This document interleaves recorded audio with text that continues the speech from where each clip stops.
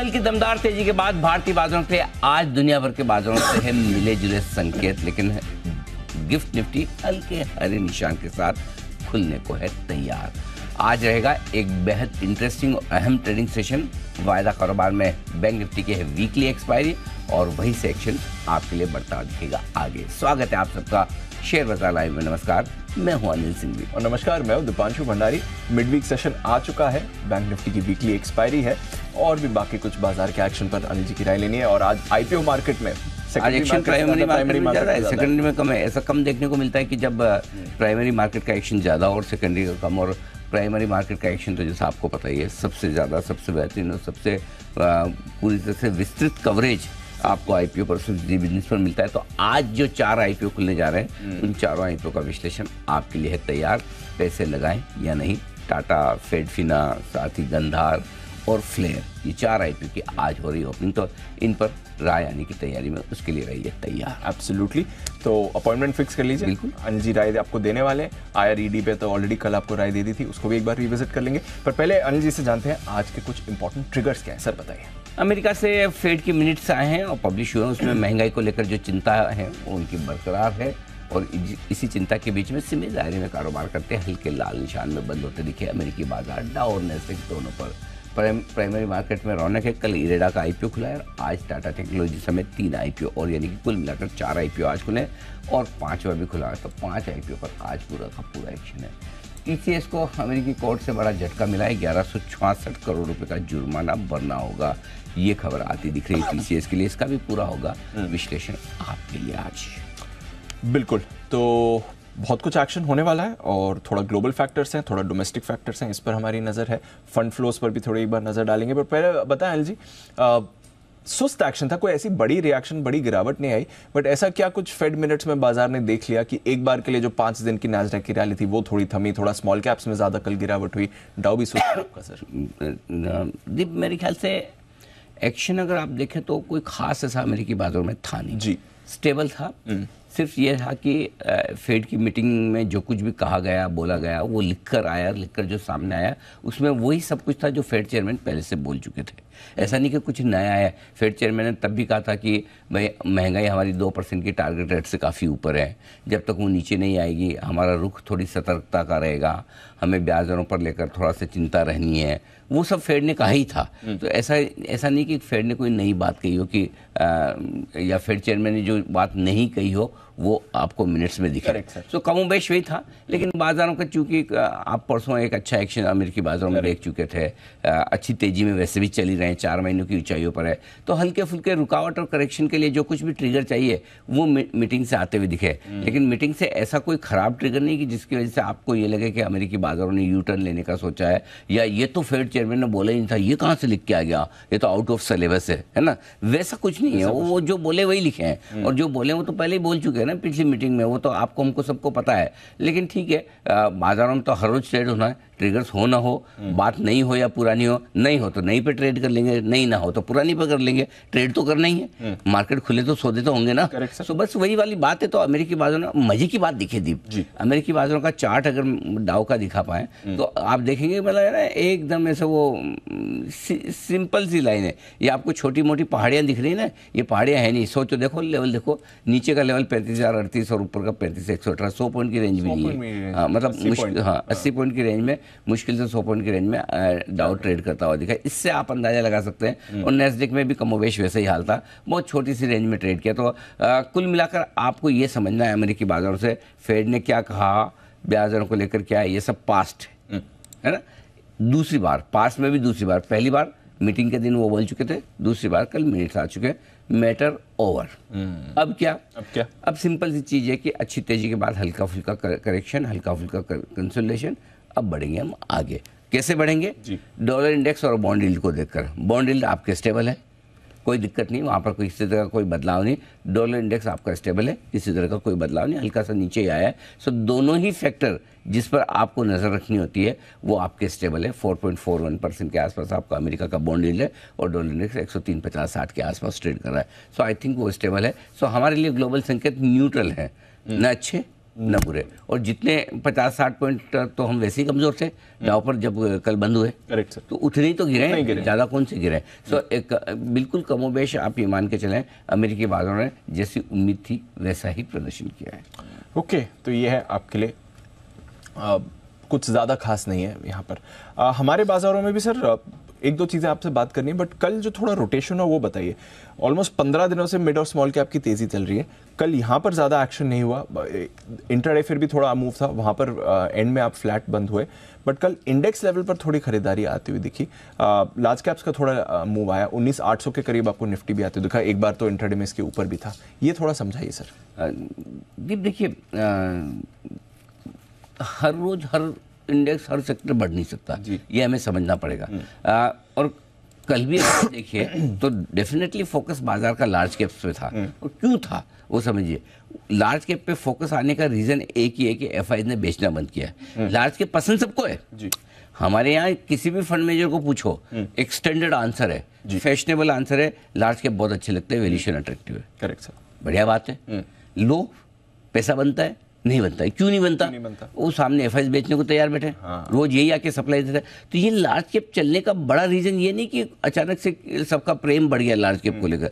इसका रीजन ये है कि एफआई ने बेचना थोड़ा कम किया है, बंद किया है।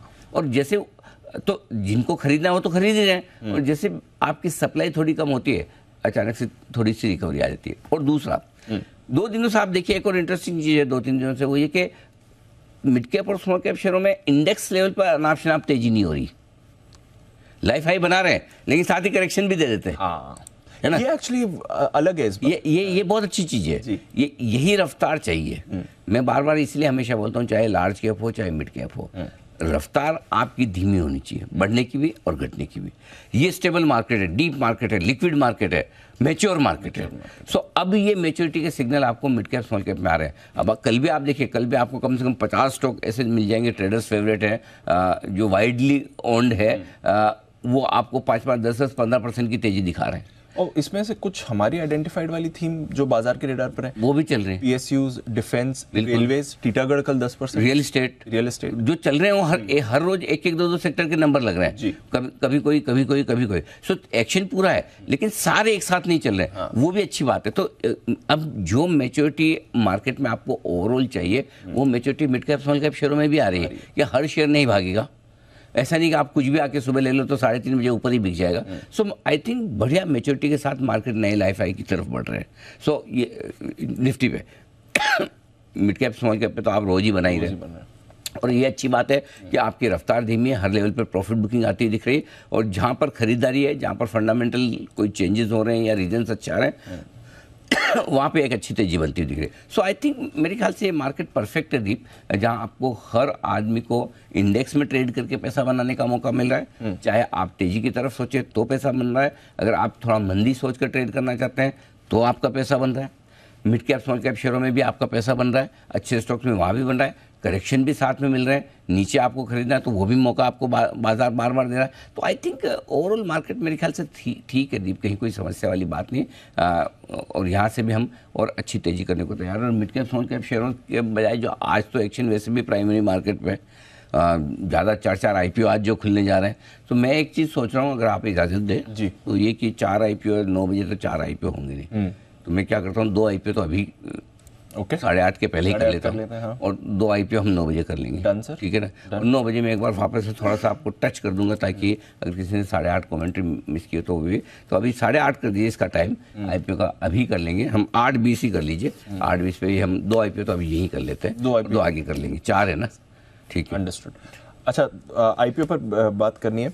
आप एक ट्रेडर्स के लिहाज से भी एक सवाल मन में बन रहा है सर, आप जो भी कह रहे हैं सेक्टोरल रोटेशन बन रहा है, इसमें ट्रेडर्स अपनी पोजीशंस कैसे मैनेज करें? क्योंकि फॉर एग्जांपल 2 दिन पहले आईटी आपका काफी गर्म था, बट कल के ट्रेड में आईटी फिसल गया। अगर आपने पोजीशन कैरी फॉरवर्ड करे होगी, हो सकता है आपका स्टॉप लॉस भी हिट हो गया। बैंक्स एक दिन चल रहे हैं, एक दिन नहीं चल रहे हैं, फाइनेंशियल्स में भी यही हो रहा है, एक दिन फार्मा चलता है, एक दिन सुस्त हो जाता है, कंजम्पशन भी यही कर रहा है। इसमें ट्रेडर्स अपनी पोजीशन कैसे मैनेज करें, स्पेशली वो जो अगर ओवरनाइट पोजीशन कैरी कर लेते हैं? बहुत अच्छा सवाल है दीप, शानदार। किसी भी ट्रेडर को ओवरनाइट पोजीशन कब रखनी चाहिए, क्यों रखनी चाहिए जी? जब उसने जो ट्रेड लिया है उस ट्रेड में उसको गैप अप ओपनिंग या गैप डाउन में, लॉन्ग ट्रेड लिया तो मतलब तेजी की तो ऊपर खुले, मंदी की तो नीचे खुले। अगर आपको ये लगता है कि कहीं भी खुले मार्केट, गैप से ऊपर खुलेगा नीचे खुलेगा वो तो पता नहीं, पहली चीज तो गैप से ओपनिंग या क्लोजिंग होनी चाहिए। समझो गैप से ओपनिंग क्लोजिंग ही नहीं हो रही, ओपनिंग ही नहीं हो रही किसी भी तरफ, तो आपका ट्रेड लेना ही बेकार है, ओवरनाइट रिस्क क्यों रखनी। और अगर हो भी जाती है लेकिन जिस लेवल पर आप क्लोजिंग में एंटर कर रहे हैं उसी लेवल पर नेक्स्ट डे आपको ट्रेडिंग सेशन के शुरुआती घंटे 1.5 घंटे में कहीं न कहीं एंट्री करने का मौका मिल जाए, लॉन्ग या शॉर्ट जो भी आप डायरेक्शन में ट्रेड लेना चाहें, तो ओवरनाइट पोजीशन रखनी क्यों है। करेक्ट। सो ये ऐसा मार्केट है दीप, बहुत मतलब खूबसूरत मार्केट है जहां पे आपको ओवरनाइट रिस्क रखने की जरूरत ही नहीं है, जरूरत नहीं है। क्यों रखना है? क्योंकि मार्केट आपको इंट्राडे में ही लेवल दे रहा है एंट्री और एग्जिट के, और परफेक्ट लेवल से घूम रहा है। सो ऐसी सिचुएशन में आपको ओवरनाइट रिस्क रखने की जरूरत ही नहीं है। ओवरनाइट रिस्क रख के अगर आप बड़ा पैसा ना बनाए, उससे बढ़िया कि इंट्राडे में आप खरीद के छोटा पैसा बना ले। अगर छोटा ही पैसा बनाना है तो इंट्राडे ट्रेड करिए, तो ये मार्केट एकदम परफेक्ट है। और दूसरा ये जो सेक्टोरल चर्निंग चल रही है, किसी दिन किसी सेक्टर में आपको बढ़िया तेजी दिखेगी, किसी दिन किसी में दिखेगी, लेकिन जो छोटे सेक्टर जो आपको ठीक ठाक तेजी के मार्केट में दिख रहे हैं, for example railway, defence, real estate, सरकारी कंपनियां, लेकिन वो तो सारे ज़्यादातर कैश मार्केट के स्टॉक्स हैं। तो वहाँ आप बीटीएसटी क्या करेंगे? कैश मार्केट के स्टॉक में तो जनरली कोई बीटीएसटी करता नहीं, वो तो वायदा कारोबार में होता है। सो आई थिंक बीटीएसटी करने के लिए ज़रूरत ही नहीं है आपको, न इंडेक्स में है न स्टॉक्स में। आराम से आपको नेक्स्ट डे मॉर्निंग में, अब समझो कल आप लॉन्ग पोजीशन नहीं लगेगा, 20-25 पॉइंट ऊपर खुलता है फॉर एग्जांपल, खुल के वापस कल के लेवल के आसपास है, या 15-20 पॉइंट ऊपर खुलता भी है, तो 20 पॉइंट ऊपर खुलने के लिए आप थोड़ी 100 पॉइंट की रिस्क लेके चलेगी, राइट। सो आई थिंक मेरे ख्याल से बहुत परफेक्ट मार्केट है डे ट्रेड के लिए। ओवरनाइट पोजीशन रखने के संकेत आपको तभी लेने जब डाउ फ्यूचर्स आपको बड़ा गैप अप या गैप डाउन के संकेत, फॉर एग्जाम्पल 3:30 बजे आज अगर आपको डाउ फ्यूचर 200 पॉइंट दिख रहे हो ऊपर, तब तो आप कल के लिए लॉन्ग ट्रेड लेके जाओ। या 200 नीचे दिख रहे तब तो आप शॉर्ट ट्रेड करो। डाउ फ्यूचर्स 25-50 पॉइंट ऊपर नीचे दिखे, आपको भी पता नहीं 25-50 है तो क्या होगा, ज़्यादा कुछ होगा नहीं। सो ऐसी सिचुएशन में मेरे ख्याल से इस वक्त ज़्यादा बढ़िया ही है, आप दिन का दिन काम करके निकल जाइए, आराम से टेंशन फ्री रहिए। आराम से बिना टेंशन के पैसा बन रहा है, टेंशन क्यों लेना है। Correct sir. अच्छा, इस टेंशन को थोड़ा कम करने के लिए अभी सुबह खबर आ रही है 4 दिन का युद्ध विराम होने वाला है। आज कब सुना था मैं? 4 का ही है। 4 का बात कर रहे हैं। अच्छा, तो बात चल रही थी, काफी दिनों से बात चल रही थी, एक्सपेक्टेड था ये आने वाला है, बट अभी ऑफिशियली आ रहा है। 4 दिनों के लिए युद्ध विराम होने वाला है इजराइल और हमास के बीच में। इजराइल के कैबिनेट ने भी इसे मंजूरी दे दी है। 50 हॉस्टेजेस को हमास रिलीज करेगा, ऐसा हमें समझ में आ रहा है। तो करीब 200 हॉस्टेजेस लेटेस्ट रिपोर्ट्स के मुताबिक हमास के पास है, जिसमें से 50 हॉस्टेजेस को रिलीज किया जाएगा। एक्सपेक्टेड है कि इसमें बच्चे और बूढ़े और कुछ विमेन इंक्लूड हो सकती हैं, ये कहा जा रहा है। ये भी कहा जा रहा है कि इस इनिशियल 4 डे में जब 50 हॉस्टेजेस रिलीज हो जाते हैं, अगर हर दिन हमास 10 और हॉस्टेजेस को रिलीज करता है तो एक दिन से ये सीज फायर और आगे बढ़ाया जा सकता है, ये आ रहा है। और दोनों की तरफ से कॉन्फर्मेशन आ गया है, हमास की तरफ से भी कॉन्फर्मेशन आ गया है और इजराइल की सरकार ने भी ये मैसेज भेजा है। एक चीज और भी अच्छी कि इसके दोनों तरफ से एक तो समझौता है, दूसरा ये कि ज़्यादा ज़रूरी क्या है कि सीज फायर किसकी तरफ से होना ज़्यादा जरूरी है, जो ज़्यादा पावरफुल दिख रहा हो युद्ध में, है ना। अब जैसे रशिया यूक्रेन में, यूक्रेन बोले मैं सीज फायर करूंगा, तो फायदा नहीं ना, रशिया करे तब तो ना। सही बात है। इस केस में थोड़ा भारी इजराइल पड़ रहा है, तो वो बोले तब तो फायदा ना। सो ये दोनों चीज हो रही है, ये अच्छी बात है। तो कम से कम पहली बार जब से इजराइल हमास के बीच में ये जो तनाव शुरू हुआ है, पहली बार अच्छी खबर रही है अभी तक, पहली बार अच्छी खबर, फर्स्ट टाइम। बिल्कुल सर, है ना, फर्स्ट टाइम अच्छी खबर आई, तो चलो ये एक अच्छी खबर है, थोड़ा सेंटिमेंट ठीक करने वाली। हालांकि इस खबर के दम पे आप ये सोचे कि 100 पॉइंट निफ्टी बढ़ जाए, तो ऐसी गलत फहमी में रहिएगा मत। जब युद्ध हुआ तो घटा नहीं, तब ज्यादा रिएक्शन आए नहीं। ना कुछ नहीं, कोई खास बात नहीं, ठीक है, थोड़ा बहुत कच्चा तेल नरम हो जाए तो हो जाए, उससे बियॉन्ड कुछ नहीं है जी, कुछ नहीं होना चाहिए, ठीक है। बट चलिए, एक खबर अच्छी है नंदलेस, 4 दिन के युद्ध विराम को मंजूरी मिल गई है दोनों साइड्स की तरफ से।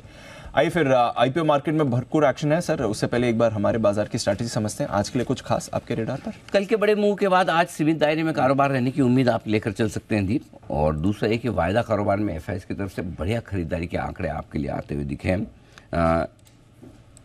और इसके और साथ ही निफ्टी में मैं आपको रेंज दे देता हूँ जी।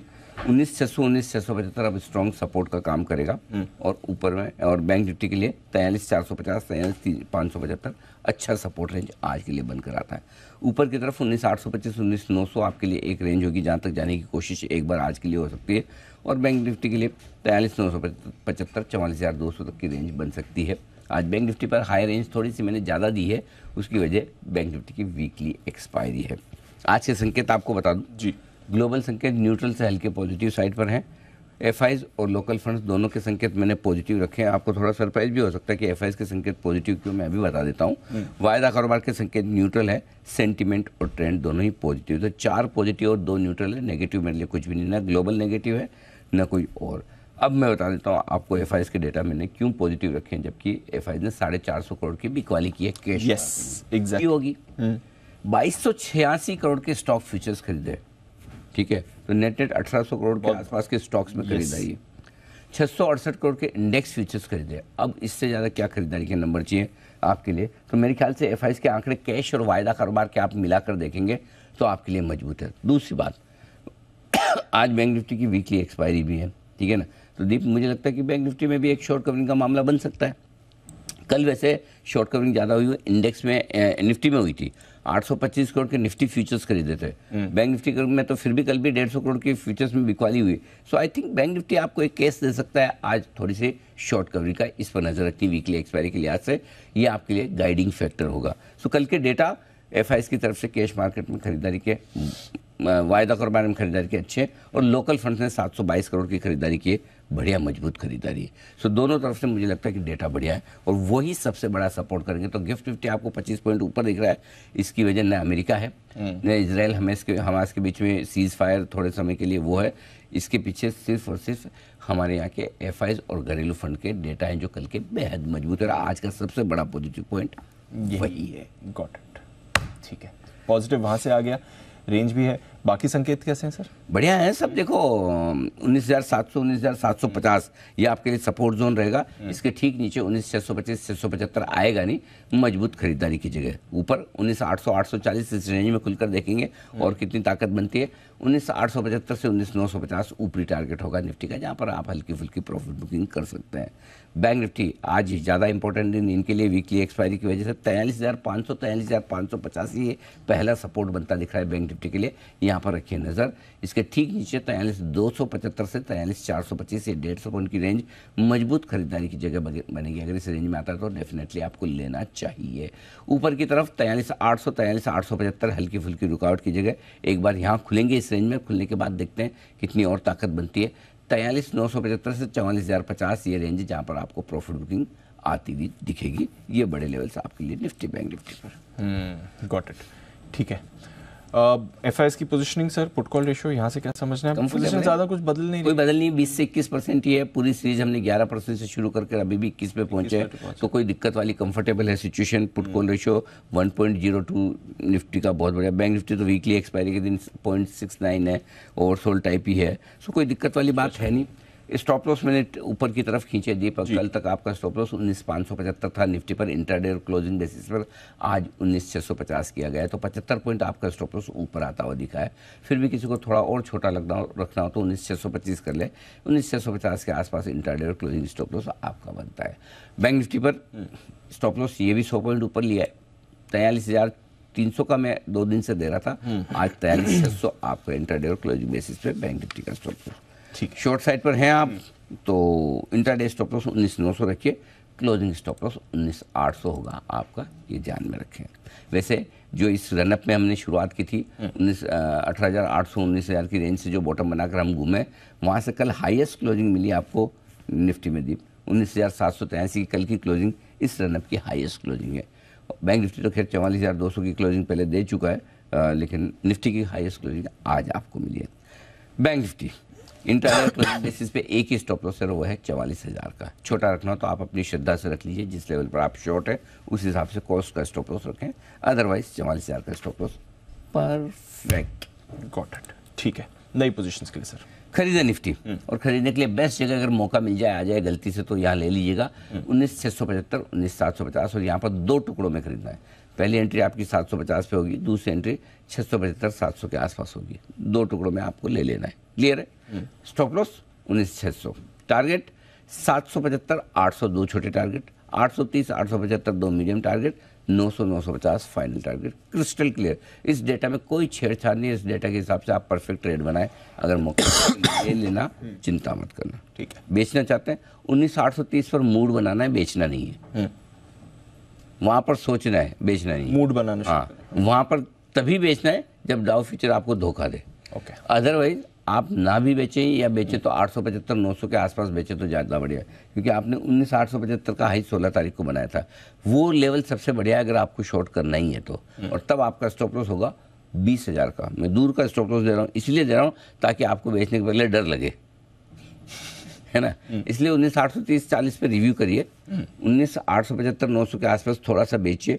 स्ट्रिक्ट स्टॉप लॉस 20,000 का होगा ताकि आपका रिस्क रिवॉर्ड रेशियो फेवरेबल है। टारगेट 19,800, 775 2 छोटे टारगेट, 735, 700 2 मीडियम टारगेट, और 675 तक का final target. That's it. Thank you very much. ये बेचने की राय है। बैंक निफ्टी पर सर? बैंक निफ्टी खरीदने की राय है, और बेस्ट रेंज अगर मौका मिले आज खरीदने का तो 43,450 से लेकर 43,550 से इस रेंज में आ जाए बैंक निफ्टी तो छोड़िएगा मत। 2 टुकड़ों में लेना है। 43,585 के आसपास पहला, 450, 500 के आसपास दूसरा। 2 टुकड़ों में बैंक निफ्टी खरीदिए। स्टॉप लॉस होगा आपका 43,300 का। टारगेट जो बनेंगे दीप वो होंगे 43,675, 725 2 छोटे टारगेट, 800, 875 2 मीडियम टारगेट, 43,975, 44,050 तक के फाइनल टारगेट के लिए खरीदें भी जरूर लीजिए। ठीक है। बेचना चाहते हैं हिम्मत करके एक बार बेच सकते हैं। आज वीकली एक्सपायरी अगर कमाल दिखा दे, कुछ ज़्यादा ही उछल जाए कर जाए, और ये रेंज में तो एक चांस ले लीजिएगा। 43,875, 43,975 2 टुकड़ों में बेचिए यहाँ पर। 875 पे थोड़ा, 975 पे थोड़ा और स्टॉप लॉस स्ट्रिक्ट लगा लीजिए 44,100 का। टारगेट जो बनेंगे 43,800 और 725 2 छोटे टारगेट है, 675, 600 2 मीडियम टारगेट, और 525 तक का फाइनल टारगेट आपके लिए बिक वाली पर। आज दीप जो लेवल बने हैं निफ्टी और बैंक निफ्टी में, दोनों ही साइड के लेने और देने के, बहुत परफेक्ट क्रिस्टल क्लियर, बिना किसी डाउट के एकदम अच्छे लेवल निकल के आए, जहाँ पर आपको ट्रेड इनिशिएट करने में कोई शक और कोई भी मतलब कंफ्यूजन नहीं होना चाहिए। ठीक है। बेचने के लिए ये भी समझ बता दिया, बस 44,100 के स्टॉप लॉस से बेसिक। ठीक है, बेसिक 11 स्टॉक्स है एफ&ओ बैन में, कुछ बदलाव वहां पर नहीं हुआ है। BHEL, India bulls, NMDC, RBL, Chambal, India cements, Manappuram, MCX, Hindustan copper, delta corp और जी। आइए कुछ इंपॉर्टेंट लेवल्स फायदा कारोबार के सर। हाँ है ना। 19,800 मेक और ब्रेक लेवल यही है जिसके आसपास आप बंद हुए। 19,800 के ऊपर से तेजी गिनिएगा और दीप 19,800 के पुट पर 70 लाख शेयर, उससे थोड़ा सा नीचे बंद हुए, लेकिन 70 लाख शेयर ऑलरेडी खड़े हो गए। और मजे की बात देखिए, हाईएस्ट ओपन इंटरेस्ट कॉल्स में 19,800 पर ये 1 करोड़ 7 लाख शेयर का। जैसे आप 19,830, 19,840 पार करेंगे, शॉर्ट कवरिंग शुरू होगी। कल का हाई 19,830 है, वो आपको पहले ले जाएगा 19,875 तक। ठीक है। और उसके बाद अगर फॉलो बाइक आई तो 19,950 तक की यात्रा करेगा निफ्टी। ये बहुत क्रिस्टल क्लियर वायदा कारोबार के डेटा दिख रहे हैं। सपोर्ट आपको 19,700 पर आ गया, 82 लाख शेयर वहाँ पर है। 19,900 के आसपास हल्की फुल्की रुकावट है 85 लाख शेयरों की। सो आपको 2 लेवल ध्यान में रखना है। 19,800 वायदा कारोबार के हिसाब से निर्णायक लेवल है। 840 पार करते ही शॉर्ट कवरिंग शुरू। क्लियर है? क्लियर है। बैंक निफ्टी माफ कीजिएगा, 43,500, 43,600 की रेंज में स्ट्रॉन्ग सपोर्ट है बैंक निफ्टी को आज। तो कमजोरी आपको तभी फील करनी जब 43,450 के नीचे ट्रेड करना शुरू करें। पिछली वीकली एक्सपायरी से लेकर इस वीकली एक्सपायरी के बीच में बैंक निफ्टी का लो वही है 43,450। तो वो जब तक नहीं तोड़ता है वीकली एक्सपायरी का लो, तब तक बैंक निफ्टी मजबूत है। क्लियर है? क्लियर है। अब 500-600 की रेंज में आते ही आपको लेना है, और ऊपर में 43,700, 43,800 रुकावट की लेवल है, वो पार करना मुश्किल हो। तो मज़ा कब आएगा? जब 43,800 के ऊपर टिके, कल का हाई पार करे, और कमजोरी तब होगी जब 43,450 के नीचे जाए। सो बैंक निफ्टी पर मेरे लिए अगर एक ही लेवल ध्यान में रखना है तो ऊपर 43,800 है। 43,800 पार किया तो 875, 975, 44,050 आज कमाल दिखाने की कोशिश कर सकता है। Got it. चलिए, इंटरेस्टिंग सेशन होना चाहिए और इंपॉर्टेंट लेवल्स ही आपके सामने। आईपीओ पर हमें करनी है चर्चा कुछ ही देर में, उससे पहले स्टॉक्स पर कहाँ है नजर अनिल जी की, ये जान लेते हैं। बिल्कुल, स्टॉक ऑफ द डे।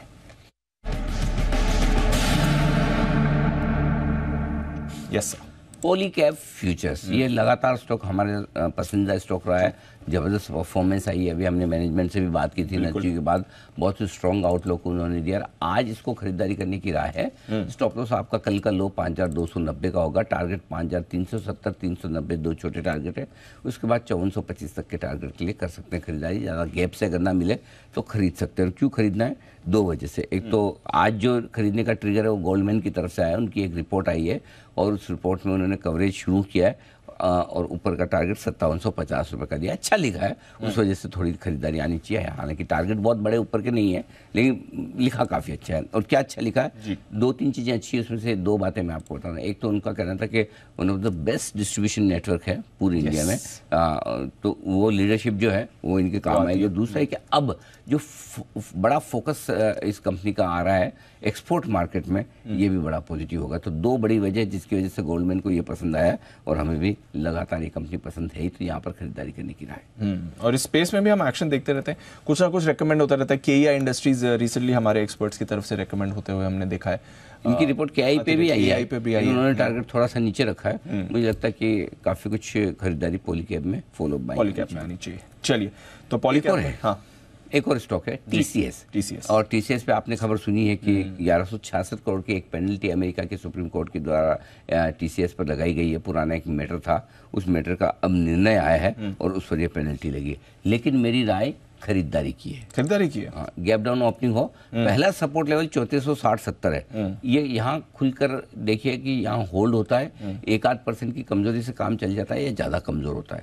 अगर ज्यादा कमजोर होता है तो थोड़ा सा इंतजार करें। शुरुआत के 15-20 मिनट आधे घंटे में जो बॉटम बनाना है बना देगा और वहां पे आपको खरीदना है। क्यों खरीदना है? अब रीजन समझिए। पहली चीज तो ये कि जो कुछ ये डिसीजन आया ये सबको पता था आने वाला है, ऐसा नहीं कि नहीं, अनएक्सपेक्टेड नहीं है, एक्सपेक्टेड है। सो एक बार नीचे खुलेगा, उसमें नीचे खुलने के बाद आपको ये खरीदारी का मौका देगा। और क्यों देगा?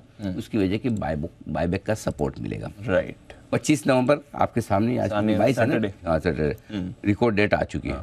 सो आपके पास अभी खरीद कर बायबैक में सरेंडर करने का मौका है। इसलिए ज्यादा घटेगा नहीं। और गैप डाउन पे फिर आपके एंट्री भी अच्छी हो जाएगी। आपको अगर 2-2.5% मिल जाए, मुझे नहीं पता कितना घटना चाहिए, मेरे हिसाब से तो 1-1.5% से ज्यादा नहीं घटना चाहिए। अगर फिर भी ज्यादा घट जाए, जितना ज्यादा घटे उतना जल्दी और उतना ज्यादा खरीदना है। और वापस आपको 2% 3% मिल जाए, थैंक यू, यही कर लेना, आपका बायबैक हो गया एक तरह से। हाँ, एक तरह से है ना। सब स्मार्टली ट्रेड करो। ऐसा नहीं कहो 1100 करोड़ की पेनल्टी, आज तो ये गए, मैं खुलते ही शॉर्ट करूंगा। ध्यान रखो कि ट्रेड क्या बनेगा। खाली खबर से ट्रेड ऐसा करने की कोशिश करेंगे फंस जाएंगे। सो आराम से शुरुआत के 10-15 मिनट में देख लीजिए। ये लेवल ध्यान रखिए, अगर ये लेवल रुक जाता है 15 मिनट तो यहाँ पे ले लेना है 3460-70। ये नहीं रुकता है, इसके नीचे आता है तो शुरुआत में आधे घंटे में जो बॉटम बनाए वहाँ लेना है। चलिए, बढ़िया मौका बन जाएगा टीसीएस में, ये आपको रखनी है नजर। एक्शन में ये भी आ सकता है। आइए फिर और आईपीओ ले लें। आईपीओ पर मैं वही बात कर रहा हूं। एक आध तो कर ही लेते हैं। आइए बात करते हैं एलजी से आईपीओ स्कैन।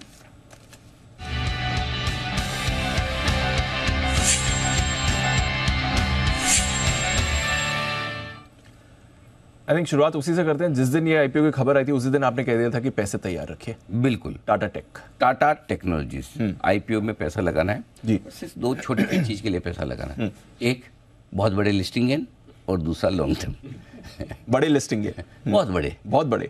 बेसिकली सिंपल सी चीज ये है कि आपको करना क्या है, पहले थोड़ा समय निकालना है, थोड़े से पैसे रिजर्व रखने और एप्लीकेशन लगानी है। ये तो बड़ा आसान काम है तीनों। जो आगे का मुश्किल काम है वो मैं बताता हूँ। बताइए। उसके बाद आपको लगातार जब तक अलॉटमेंट ना हो रोज ईश्वर का नाम लेना है, प्रार्थना करनी है, हे प्रभु अलॉटमेंट लगवा दे, हे प्रभु अलॉटमेंट लगवा दे। फिर आपको जो भी बोलना हो, मैं ये प्रसाद चढ़ाऊंगा, वो करूंगा, ऐसा करूंगा, वैसा, मन्नत जो भी मांगनी है आप मांग लीजिए। क्योंकि मिलना, अलॉटमेंट मिलना किस्मत की बात होगी।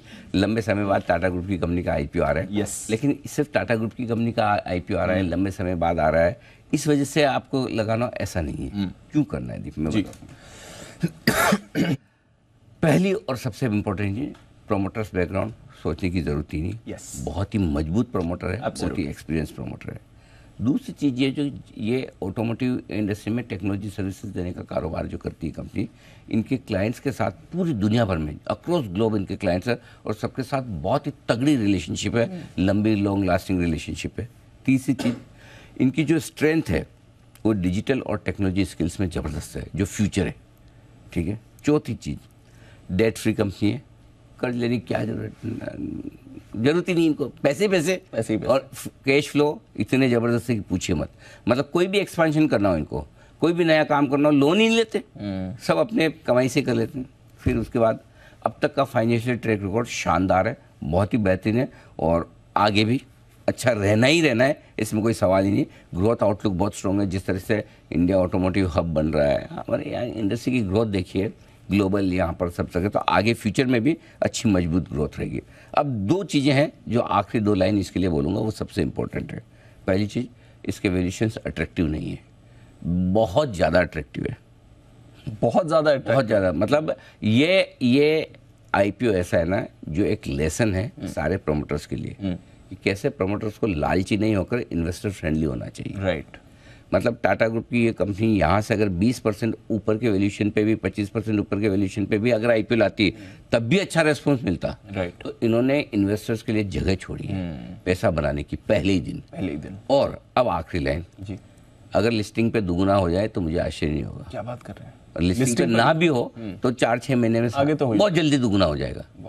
तो इसलिए इस आईपीओ में ये सबसे बढ़िया काम जो किया, इस आईपीओ की प्राइसिंग। इतनी बढ़िया कंपनी, इतने बढ़िया परसेंटेज, इतनी बढ़िया प्रोमोटर, इतने ज़बरदस्त फाइनेंशियल, चाहते तो यहाँ से 25%, 50% भी और आईपीओ को प्राइसिंग करके ले सकते थे और लोग खुशी खुशी देते। आजकल हर किसी कचरा आईपीओ में पैसे लगा देते हैं, फंड इतने सारे पैसे हैं इनके पास, पैसे ही पैसे। उनको तो आइडिया चाहिए। टाटा ग्रुप में तो अगर पैसा लगा और लिस्टिंग फ्लैट हो, नीचे भी हो जाए, 3 साल बाद पैसा बनाए, कौन पूछने वाला है। लेकिन ये टाटा ग्रुप का कमाल है कि बहुत बढ़िया इन्होंने प्राइसिंग दी। इसलिए यहाँ पर नेगेटिव देखो, दीप से ईमानदारी की बात है, ढूंढने से मिले नहीं। फॉर्मेलिटी के लिए करना चाहता हूँ, वो 2 लिख देता हूँ। एक तो ये कि 1/3 बिजनेस टाटा ग्रुप से आता है, उनसे नहीं आएगा तो किससे आएगा, ठीक है। हाँ, लेकिन वो है। और दूसरा ये कि कुछ ग्रुप कंपनियां हैं जो सिमिलर काइंड ऑफ बिजनेस में हैं, जैसे टाटा एलेक्सी वगैरह का थोड़ा मिला जुला कारोबार, तो मैं तो उसमें भी पॉजिटिव देखता हूँ। क्या मालूम आगे चलते कुछ मर्ज वर्ज हो जाए तो। But overall one of the best IPO in recent times, must apply. इतनी अग्रेसिव कमेंट्री लंबे समय बाद किसी आईपीओ के लिए आपके सर जो है वो बोलना पड़ता है। पिछले एमटार, कौन सा आपका मझगांव डॉक, ये इस तरह के मैप इंडिया, ये इस तरह की कंपनी है जो buy and forget. Got it. चलिए, डेफिनेटली पैसा लगाइए, ये तो आपके लिए सलाह है। बाकी आईपीओ आगे 9 बजे। हाँ, तैयारी डन। टाटा टेक की बात हो गई है, बाकी आईपीओ 9 बजे और यहाँ पर 100% पैसा आपको लगाना ही है। आइए, अरमान भी हैं, कुशल भी हैं और साथ ही आशीष भी हैं बताने के लिए आज की खबरें और साथ ही ब्रोकरेज का एक्शन। अरमान, मॉर्निंग बताइए, ट्रिगर्स खबरें कौन सी हैं? जी गुड मॉर्निंग। सबसे पहले अगर आप देखें ट्रिगर्स में नतीजों में कैश में होनासा कंज्यूमर, इनके नतीजे आते हुए दिखेंगे। Q2 के एक्स डेट है नेल्को में, जहाँ पे इंटरिम डिविडेंड है ₹1 का। आईपीओ अपडेट्स के हिसाब से IR EDA, जिसका डे 2 है आज, डे 1 में अगर डेटा देखेंगे तो ओवरऑल बढ़िया सब्सक्रिप्शन मिलता हुआ दिखा है, कुल लगभग 2 गुना के आसपास बढ़ता हुआ दिखा है। QIB 1.3 टाइम्स है, NII 2.7 टाइम्स है, रिटेल का हिस्सा लगभग 2 गुना बढ़ता हुआ दिखा है। फेड बैंक फाइनेंशियल सर्विसेज यहाँ पर आज से 24 नवंबर तक खुला रहेगा आईपीओ। इसका जो प्राइस बैंड है, प्राइस बैंड अगर आप देखें तो 133 से 140 का है और लॉट साइज अगर आप देखें 107 शेयर का है और कंपनी ने एंकर बुक के जरिए लगभग 325 करोड़ यहाँ पर फेड बैंक फाइनेंशियल सर्विसेज में जुटाते हुए दिखे हैं। फ्लेयर राइटिंग इंडस्ट्रीज यहाँ पर बात करें तो 22 से 24 नवंबर तक ये आईपीओ खुला रहेगा। प्राइस बैंड 288 से 304 का है। कुल साइज अगर आप देखें तो 593 करोड़ का है, जिसमें से OFS जो है वो 300 करोड़ के आसपास का है और कंपनी ने 23 एंकर इन्वेस्टर्स के जरिए लगभग 178 करोड़ यहाँ पर जुटाते हुए दिखे हैं। और अंत में गांधार ऑयल रिफाइनरी इंडिया, ये भी आज से 24 नवंबर तक खुला रहेगा। प्राइस बैंड 160 से 169 का है। कुल इशू साइज देखें तो लगभग 501 करोड़ का है, जिसमें से OFS जो है वो 199 करोड़ का है और कंपनी ने 16 एंकर इन्वेस्टर से लगभग 150 करोड़ जुटाए। बहुत सारा एक्शन है आईपीओ मार्केट में। आइए कुशल से जानते हैं कुछ और खबरें आज की। मॉर्निंग कुशल, बताइए। Morning Deep. Texmaco rail and engineering ये फोकस में रहने वाला है। कंपनी ने कल QIP लॉन्च किया है और 200 करोड़ के ग्रीन शू ऑप्शन के साथ QIP का कुल साइज करीबन 750 करोड़ रुपए का बन रहा है। फ्लोर प्राइस 195.90 पैसे यहाँ पर रखा गया है, जो कि मौजूदा भाव से करीबन 8.5% के डिस्काउंट पर है। हालांकि 24 नवंबर को बोर्ड बैठक में QIP के इशू प्राइस पर भी विचार किया जाएगा। इंडिकेटिव प्राइस 129 रुपए का देते हुए नजर आ रहे हैं। IDBI बैंक, यहाँ पर बैंक में हिस्सा बेचने के लिए सरकार ने RFP जो है वो रद्द किया है और बिडिंग में कम इंटरेस्ट के चलते एसेट वैल्यूअर के जो अपॉइंटमेंट है उसको इन्होंने रद्द कर दिया है और जल्द ही नया रिक्वेस्ट फॉर प्रपोजल आता हुआ दिखेगा। इंडसइंड बैंक ने जो कुछ रिपोर्ट्स आती हुई दिखी अखबारों में, उसमें उसकी जो खबर है उसका खंडन किया है। खबर ये थी कि हिंदुजा जो है जो प्रमोटर्स है 8,000 करोड़ रुपए इंडसइंड बैंक में जो उनका स्टेक है उसको प्लेज करके जुटाने वाले हैं। बट तो बैंक ने उस पर कहा है कि ये खबर पूरी तरह से मलिशियस और गलत है। प्रमोटर द्वारा कोई भी शेयर्स प्लेज नहीं की गई है। तो ये उनकी तरफ से अपडेट है। साथ ही विप्रो, यहाँ पर कंपनी ने एनवीडिया के साथ करार कर लिया है और इस करार के तहत हेल्थ केयर इंश्योरेंस कंपनियों को जनरेटिव AI सुविधा देने के लिए यहाँ पर ये अग्रीमेंट इन्होंने किया है। Maruti Suzuki Kirloskar group focus में रहने वाला है। खबरें आ रही है कि टोयोटा किर्लोस्कर मोटर्स ने यहाँ पर बेंगलुरु में अपने तीसरे मैन्युफैक्चरिंग फैसिलिटी के लिए करीबन 3300 करोड़ रुपए निवेश करने का ऐलान किया है। तो कर्नाटक सरकार के साथ इन्होंने इस वजह से MOU साइन किया है। और अंत में BPCL, जहां पर 29 नवंबर को अंतरिम डिविडेंड पर कंपनी बोर्ड बैठक करेगी। ओके, ये है आपके लिए कुछ खबरें आज की। अरमान, और कौन सी खबरें आज? जी, खबरों में ऑरबिंदो फार्मा, यहाँ पर आपको ध्यान रखना है क्योंकि इनकी सब्सिडी को US FDA से एक अगर आप देखें इंजेक्शन है उसकी मंजूरी मिलती हुई दिखी है। उसी के साथ साथ प्रमोटर फंड एक्शंस में बैंक ऑफ बड़ौदा, यहाँ पर LIC की बैंक लगभग 24.4 लाख शेयर्स LIC ने खरीदे हैं। इनकी हिस्सेदारी 4.98% से बढ़कर 5% के आसपास हो गई है और ये 20 नवंबर को ओपन मार्केट के जरिए खरीदी गई है हिस्सेदारी। बल्क और ब्लॉक डील्स में सिग्नेचर ग्लोबल, यहाँ पर ध्यान रखना है क्योंकि इनके जो नॉन प्रमोटर एस्ट्रॉन कैपिटल, यहाँ पर उन्होंने 11 लाख शेयर्स बेचे हैं। पर खरीदारी में नोमुरा जो है वो यहाँ पर खरीदारी करते हुए दिखे हैं, लगभग 9.4 लाख शेयर्स वो खरीदते हुए दिखे हैं। और अंत में जिंदाल स्टेनलेस, यहाँ पर FPI जो है हाइप्नोस फंड, उन्होंने लगभग 7.5 लाख शेयर्स यहाँ पर बेचे हैं। पर उसके अगेंस्ट अगर आप देखें तो प्रमोटर ग्रुप JCL ओवरसीज जो है वही इतने 7.5 लाख शेयर्स वो खरीदते हुए दिखे हैं और प्रमोटर्स की हिस्सेदारी 11 पॉइंट, जो अगर आप देखें JSL ओवरसीज की हिस्सेदारी 11.1% से बढ़कर 0.1% से बढ़कर 11.10% हो गई। ओके, ये है आपके लिए सारा का सारा एक्शन। लगातार 2 दिनों से प्रमोटर एक्शन दिख रहा है जिंदल स्टेनलेस में, इस पर भी रखिए नजर। आइए ढेरों ब्रोकरेज रिपोर्ट से आज चलते हैं आशीष के पास। FIR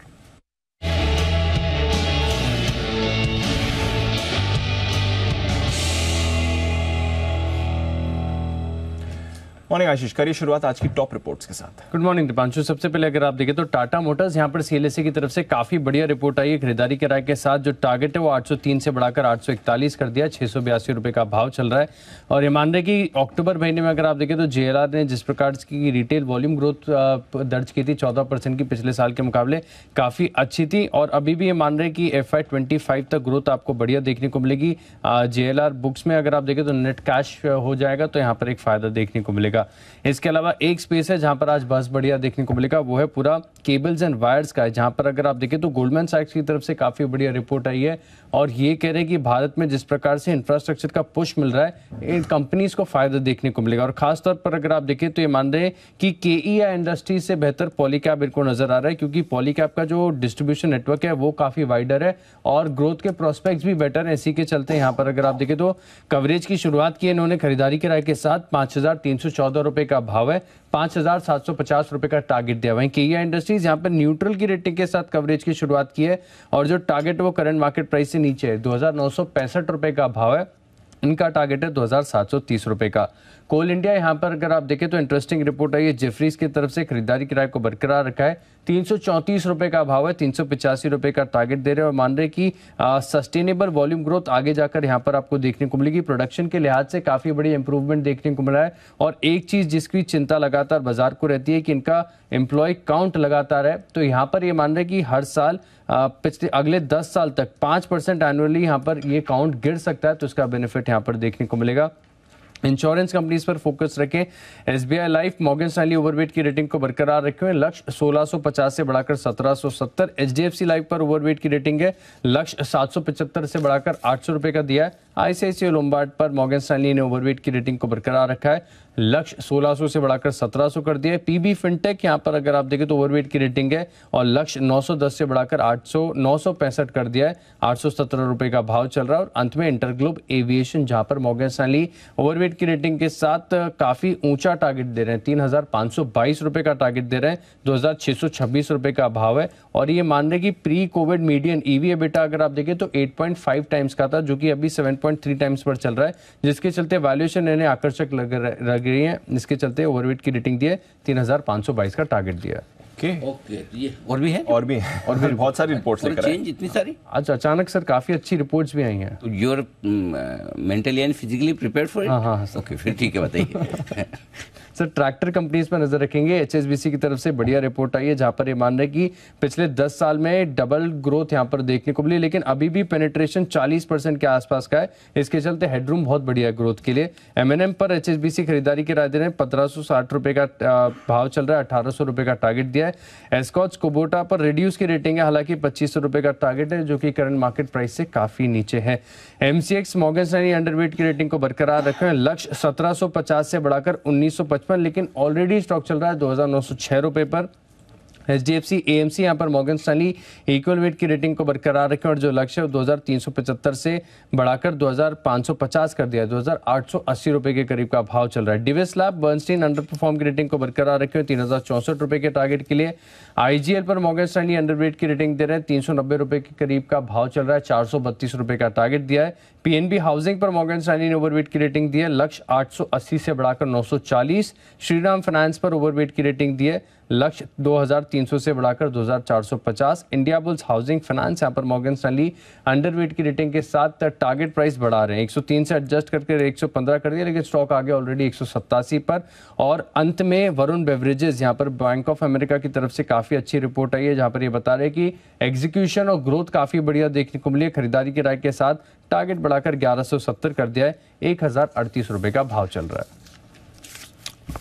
ओके, तो ये है सारी की सारी रिपोर्ट्स जो आज ढेर सारी आई है आपके लिए, इसी पर रहेगा फोकस। आइए, तैयारी है हमारे एक्सपर्ट से मुलाकात करने की, पिक ऑफ द डे।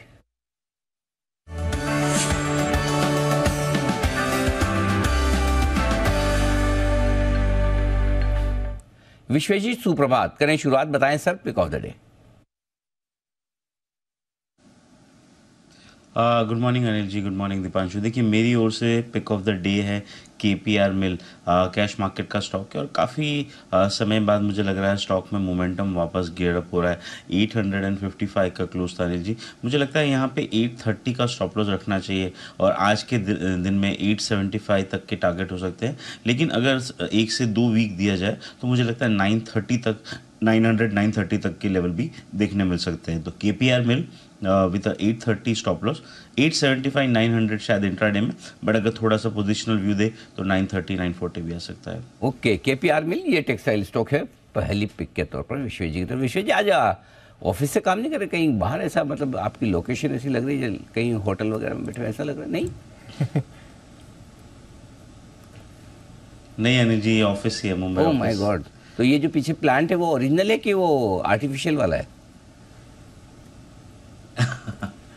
नहीं, प्लांटिंग का काफी शौक है अनिल जी, और थोड़ा सा जो भी टाइम मिलता है उसमें कर लेते हैं। आप तो, आपका ये जो पीछे है तो नहीं मनी प्लांट, लेकिन मनी प्लांट की तरह ही बढ़ रहा है एकदम, बिल्कुल। हाँ, पहले छोटा था, बढ़ गया है, तो ऐसा मुझे लगा कि मैंने कहा लोकेशन बदली तो नहीं है। हाँ, तो हो सकता है थोड़े दिनों में और ज़्यादा फैलता हुआ दिखे, बड़ा होता दिखे, बट लेकिन बैकग्राउंड बहुत अच्छा दिख रहा है, जोरदार। विश्व जी, कॉम्प्लीमेंट्स। आइए बंसल जी से करते हैं उनकी पिक की शुरुआत। बंसल जी सुप्रभात, बताएं सर। सुप्रभात अनिल जी। अनिल जी, आज मेरे को थोड़ा वो होता है ना, फोमो हो रहा। अनिल जी, मेरे पास भी अनिल जी 2 प्लांट है, एक सामने मतलब कि राइट साइड में पड़ा हुआ है और एक गेट के बाहर पड़ा हुआ है। हाँ दिखा नहीं पा रहा अनिल जी आपको। तो मतलब क्या मैं तब तो कुणाल जी से पिक ले लूं, आप लेके आना चाहते हैं प्लांट? तो मतलब अगर कहीं से ला रहे हैं तो ठीक है, मैं नहीं अनिल जी, प्लांट नहीं ला पाऊंगा। नहीं ला रहे हैं तो ठीक है, उगाना चाहते हैं तो फिर बहुत टाइम लगेगा, इसलिए क्या चाहते हैं आप, ये बताएं। नहीं अनिल जी प्लांट ओरिजिनल है अनिल जी, भरा हुआ है, गमला भी बड़ा है, अंदर पूरी मिट्टी है अनिल जी, उठाया नहीं जाता है। 2 लोग चाहिए, और 2 लोग में भी मतलब कि मेरे साथ अगर कोई एक चाहिए तो कुणाल जी नहीं चलेंगे अनिल जी। थोड़ा सा एथलीट टाइप की बॉडी चाहिए अनिल जी उठाने के लिए। और आज सुबह सुबह जो आपने आशीष को बोला मेंटली और फिजिकली फिट है, तो अनिल जी आपने अनिल जी सारी टीम सब पैनलिस्ट मेंटली और फिजिकली फिट रखे हुए हैं। हाँ। बस वो एथलीट वाला काम नहीं कर सकते। अगर आप एथलीट वाली बॉडी चाहें, मतलब कि एथलीट वाला वो स्टेमिना चाहें, तो मैं अभी तो देख पा रहा हूँ कुणाल जी तो शायद स्क्रीन से गायब हो जाएंगे अनिल जी। ओके, हम विश्वेश जी को एक्सपोर्ट करेंगे थोड़े समय के लिए आपको। विश्वेश जी मेरे ख्याल से जिम विम करने वाले रेगुलर वाले हैं, तो वो बंसल जी के काम आएंगे। चलिए बढ़िया बंसल जी, जहाँ भी आप भारी भरकम प्लांट उगा रहे हैं गमले में, वो करते रहें। बताएं sir, pick of the day. Anil ji pick of the day है अशोक लीलैंड, जिसको मैंने और कुणाल जी ने 171 के अराउंड रिकमेंड किया था 165 के स्टॉप लॉस के साथ। टेक्निकल चार्ट पे एक ब्रेकआउट है, 173 का स्टॉप लॉस लगाना है 187 के लक्ष्य के लिए। अशोक लीलैंड पर खरीदारी की राय। ओके, अशोक लीलैंड में खरीदारी करने की राय। कुणाल जी सुप्रभात, बताएं सर आपका पिक ऑफ द डे। सुप्रभात अनिल जी, सुप्रभात दीपांशु। अनिल जी खरीदारी की राय है, खरीदना है एक्साइड में एक जबरदस्त तेजी चल रही है, एक ब्रेकआउट हुआ और कल भी हमने देखा नीचे के लेवल से अच्छी रिकवरी हुई, स्ट्रॉन्ग क्लोज आता हुआ दिख रहा है। तो मुझे लगता है कि एक्साइड 300 को पार करेगा, इन स्तरों पर बाय करके चले। यहां पर 282 पर 282 रुपए पर एक छोटा सा स्टॉप लॉस रखकर खरीदारी करें। पहला टारगेट होगा 295 रुपए का, 295 का, इवेंचुअल टारगेट 305 रुपए का। खरीदारी की राय है एक्साइड। ओके, एक्साइड में करें खरीदारी, ये राय आपके लिए आती है। तो आपने इनडायरेक्टली मान लिया जो बंसल जी ने कहा कि एथलेटिक बॉडी नहीं है कुणाल जी की, वो नहीं चलेगी, ये आप एक्सेप्ट कर रहे हैं कुणाल जी?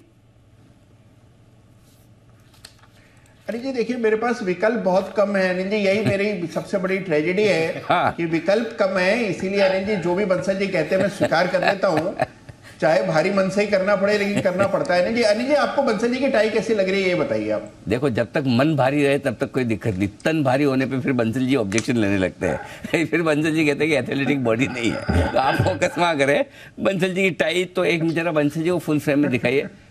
माय गॉड, चेक्स वाली टाई। बंसल जी ये नया ट्रेंड चालू कर रहे हैं कि आप चेक्स वाली टाई, ऐसा कुछ? नहीं देखिए अनिल जी, आप क्या कर रहे हैं अनिल जी, आज मैं सोच के आया था कि आपको मैं मतलब कि कॉम्प्लीमेंट ऑफ द डिकेड दूंगा। फिर मैंने कहा लोग ट्रोल करेंगे कि अनिल जी करते रहते हैं, कॉम्प्लीमेंट दे रहे हैं। हाँ। अब अनिल जी आपने मेरी टाई की तारीफ करी तो अनिल जी मैं रोक नहीं पा रहा हूँ। अनिल जी देखिए, आज जो बज ऑन द स्ट्रीट है, बज इन द कैपिटल है। देखिए हम और सब लोग अनिल जी मजाक में बोलते थे, मतलब कि आप बैंक निफ्टी के शहंशाह हैं। बहुत लोग अनिल जी इंडेक्स को ट्रैक कर रहे होते हैं, कभी ठीक कभी गलत। अगर आप देखें तो अनिल जी आप जो हैं आज की डेट में undisputed king of the IPO market. Anil ji जिस आईपीओ को आप बोल रहे हैं वो चल रहा है, और जो कई ऐसे आईपीओ हैं, आप बोले तो अनिल जी नाम भी ले दूंगा, जिनको बड़े बड़े लोगों ने मतलब कि नकार दिया था, उनके अंदर भी अनिल जी रिटर्न देखने को मिल रहा है। तो आज की डेट में आप आईपीओ के किंग है। और देखिएगा अनिल जी आने वाले समय में कई छोटे छोटे लोग, जैसे मेरे जैसे, कुणाल जी जैसे कई छोटे लोग जो आईपीओ कल को अगर आगे जाके लेके आते हैं, तो कंपनी बनाने से पहले आपसे गाइडेंस लेने के लिए आएंगे।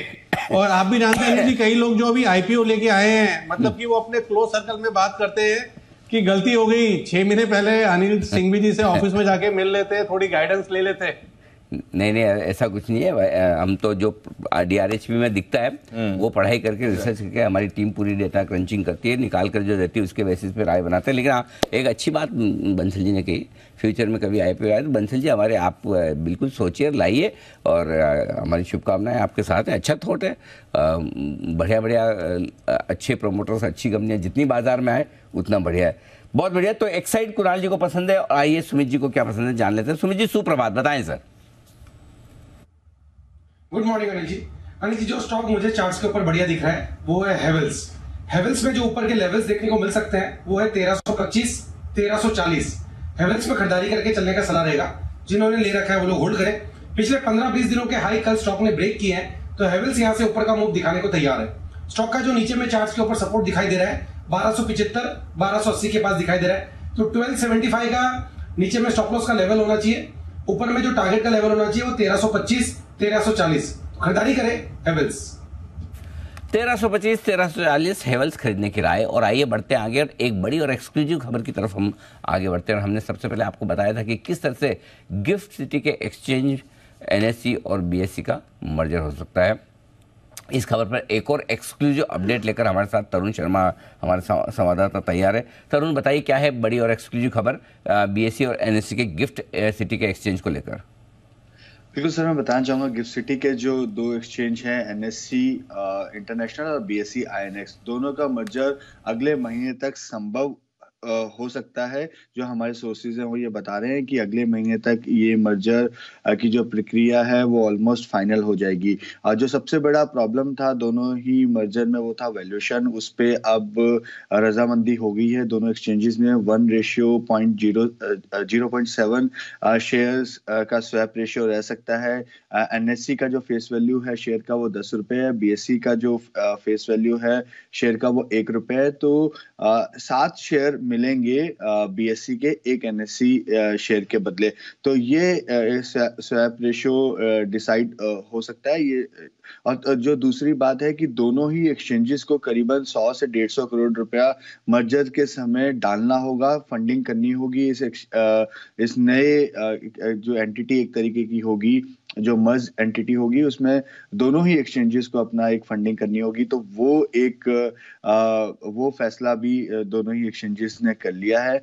तो ये और इसके बाद जो एंटिटी एंटरटेन करेगी वो मर्ज एंटिटी होगी। और उम्मीद ये की जा रही है कि अगले साल से मर्ज एंटिटी ही आईएफएससी या ये कहें कि गिफ्ट सिटी के अंदर ट्रेड करेगी। क्योंकि इस जब से ये हमने लास्ट ईयर मर्जर की न्यूज़ करी थी 2 अगस्त 2022 में, उसके बाद से एक चीज देखने को मिली कि जो बीएससी का जो वॉल्यूम है वो थोड़ी उसमें गिरावट आई। और वॉल्यूम क्योंकि एसजीएक्स निफ्टी स्टार्ट हो गया था एनएससी के ऊपर, तो वॉल्यूम जो डाइवर्जन है वो एनएससी की तरफ आ गया है। तो अब क्योंकि दोनों मर्ज एंटिटी होंगी तो एक बड़ा कंपटीशन जो ओवरसीज जो एक्सचेंजेस है उनको हम दे पाएंगे।